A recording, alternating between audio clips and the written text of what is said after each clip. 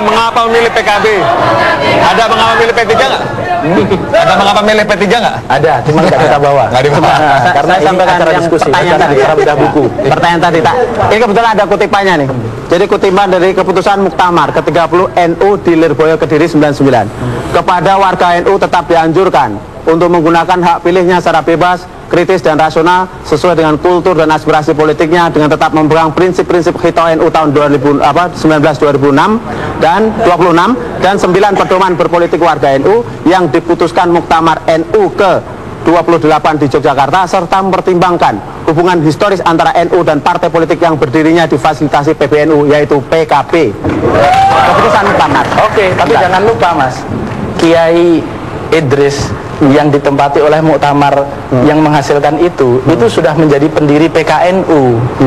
Jadi dengan sendirinya itu sudah mansuh, sudah dihapus. Ya, itu beberapa bulan yang lalu.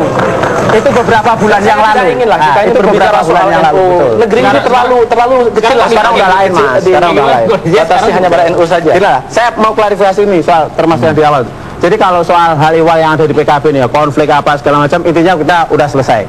Mas, asal tahu saja. Dipaksa selesai kan? Sudah selesai Mas. Belum. Rekonsiliasi udah jalan. Ya, rekonsiliasi di pusat, di daerah, di provinsi, semuanya jalan ya. Hari ini Mas, asal tahu ya, PKB itu kuat karena cobaan dan besar karena dukungan Anda semua ini yang ada di sini. Nah itu berkah dari konflik. Kenapa sih Anda yakin PKB akan bisa merap suara yang sama paling tidak di 2004 dengan ini kan udah Pak Matori, Pak Awi, sekarang Caimin sama Gus Dur lagi gitu. Saya nggak tahu ya. Cuma saya sedih sebenarnya sebagai organisasi atau partai yang sama-sama didirikan oleh NU itu PKB belum pernah bisa melakukan suksesi kepemimpinan dengan damai.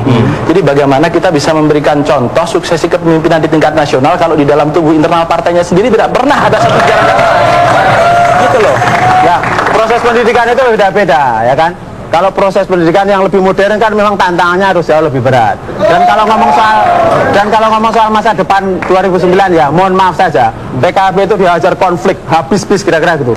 Tapi yang namanya survei tetap di atas 6-8%. Surveinya P3 mohon maaf sampai hari ini masih di bawah 3% Mas. Bisa nggak lolos 2,5% parliamentary threshold. Nggak apa-apa. Kita kan tidak ingin melakukan pemilu berdasarkan survei.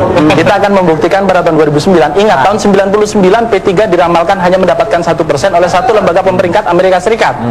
Ya, yang berasal sangat kredibel. Ternyata kita masih dapat 11%, 10% pada waktu itu nggak ada persoalan gitu. Sekarang surveinya Indonesia. Karena Anda memandang bahwa ini salah dan kami akan lebih gede daripada itu. Oh enggak, saya tidak ingin kita beradu argumen ya berdasarkan lembaga-lembaga survei yang menurut saya tingkat kredibilitasnya harus distandarisasi terlebih dahulu. Saya ada salah satu penanggung jawab. Saya penanggung jawab tim sukses Bu Khofifah Indar Parawansa pada putaran pertama di Jawa Timur. Ada satu lembaga survei yang juga sering mempublikasikan angka-angka yang kenyataannya berbeda 180 derajat dengan hasilnya, yang tidak sama sekali mengunggulkan Bu Khofifah. Dan ternyata Bu Khofifah diusung oleh P3, kita gerakkan dalam waktu 3 bulan bisa menduduki ranking 2 bersaing dengan calon-calon dari partai lain termasuk dari PKB yang diusung 3 tahun. Jadi saya kira ini persoalan bagaimana kita mengelola sebuah potensi dan bersinergi dengan itu. Jadi saya kira masih belum terlambat lah saya kira untuk 6 bulan ke depan bagi kita untuk memperbaiki angka-angka dan mematahkan hasil-hasil survei yang ada. Kalau Anda punya itu, kira-kira berapa yang bisa Anda peroleh? 15% minimal. Kalau PKB 20. PKB 20. Tapi kita hitung gini aja. Kalau kita ini sederhana aja. Jadi melihat angka optimis itu sudah mempertimbangkan PKNU dan sangat dan ditariknya dukungan dari Kiai Hos. Sangat. Ada 3 fakta. Saya nggak mau bicara dengan mitos. Saya mau pakai fakta.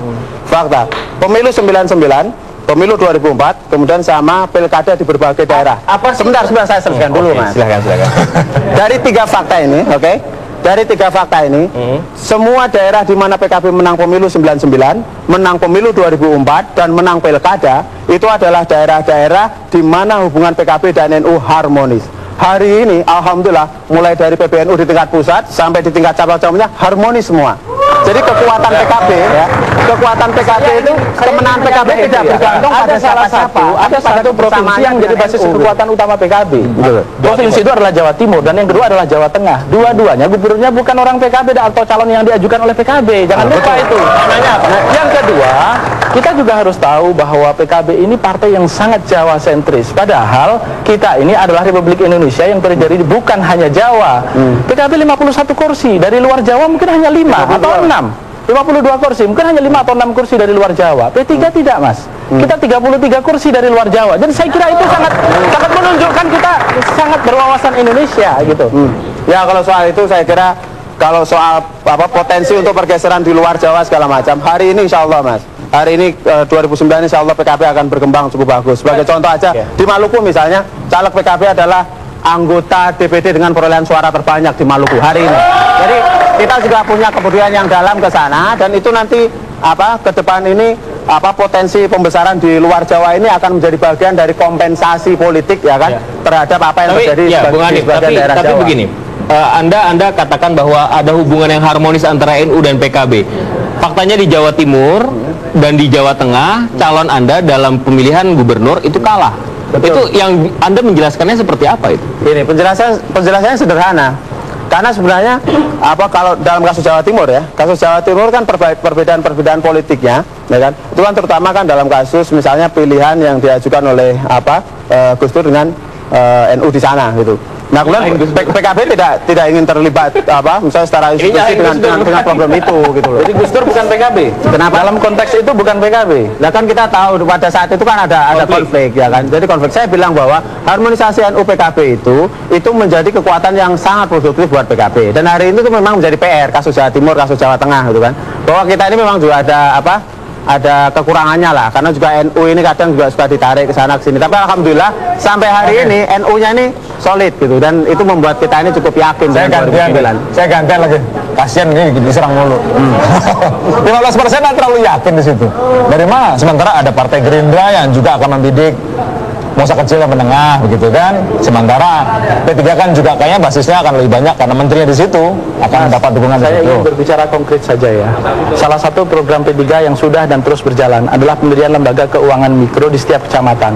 Memang jumlahnya tidak fantastis, tapi saya kira kita yang paling konkret, dan itu sudah dimulai sejak tahun 2003. Saat ini sudah lebih dari 300 lembaga keuangan mikro yang disponsori atau didirikan oleh kader-kader P3 di setiap kecamatan, yang itu memberikan solusi konkret bagi masyarakat. Kami tidak ingin hanya berbicara. Manfaatkan fasilitas dari kementerian itu?